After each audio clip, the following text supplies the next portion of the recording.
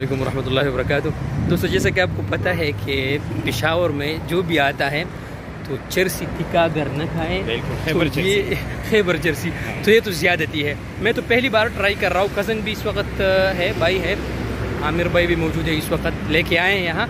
तो चलो बाकी भी आपको दिखाते हैं कि मज़ा उसका कैसा है, टेस्ट कैसा है। तो इंशाल्लाह आप दोस्तों के साथ शेयर कर चले।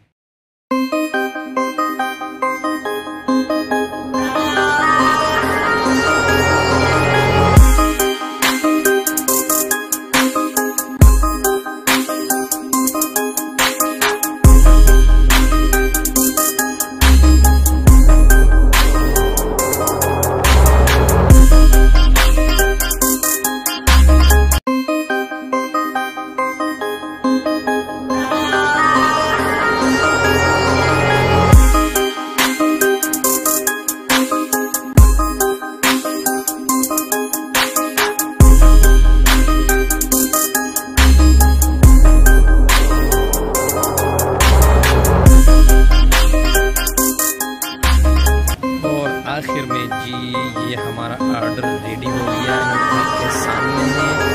बस हमसे सब्र नहीं हो रहा है कि क्या कैसे इसको खाएं। हाँ, क्या भी खाएं इसको कैसे।